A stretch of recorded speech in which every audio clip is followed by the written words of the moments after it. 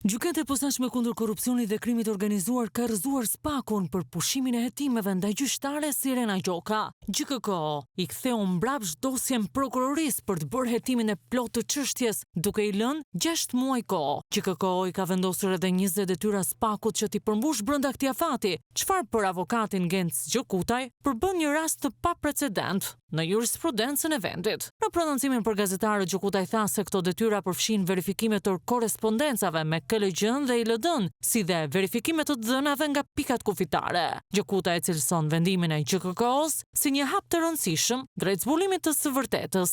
Janë mbi 20 kërkesa që gjykata i ka vënë SPAK-ut për t'i kryer në një hark kohor 6 mujor. Një sasi të tillë detyrash është nga gjithë praktika që kemi parë, është e paprecedent, vë pikërisht ato detyra që shkojnë drejt zbulimit të së vërtetës. Atë të vërtetë të cilën SPAK-u me një tren të lapsit u mundua që ta fsheh. Ka një objekt të caktuar kallëzimi dhe gjykata e rivendosi në shina këtë proces. Sipas Gjokutaj, pyetja e gjyqtares Irena Gjoka u bë në shkelje të procedurës, pasi proces verbali nuk ishte firmosur nga hetuesi. Kanë pyetur kallëzuesit. Nuk kanë pyetur Irena Gjokën sipas ligjit, sepse ajo ka firmosur, s'ka firmosur oficeri i policisë gjyqësore. Është një llogore tjetër e gjyqësorit edhe qeverisë gjyqësorit, siç ka vazhduar KLG-ja e ILD-ja që heshtin, edhe SPAK-u ndoqi të njëjtën rrugë që mori mbrojtjen e Irena Gjokës në KLG dhe e ktheu në vendim pushimi. Jam marrë për Malteze, cilësoj çështjen e Irena Gjokës me atë të një seriali televiziv, teksa kujtoi parregullsitë ligjore të gjyqtares, nga fshehja e dënimeve dhe dëbimeve në shtetin grek, e deri tek falsifikimi i formularëve të dekriminalizimit e vettingut. Irena Gjoka ka vendim penal formës prerë, ka vendim dëbimi, ka 2 vendime dëbimi, ka 1 vendim dënimi, ka falsifikim të formularëve të dekriminalizimit, ka falsifikim të formularëve të vettingut.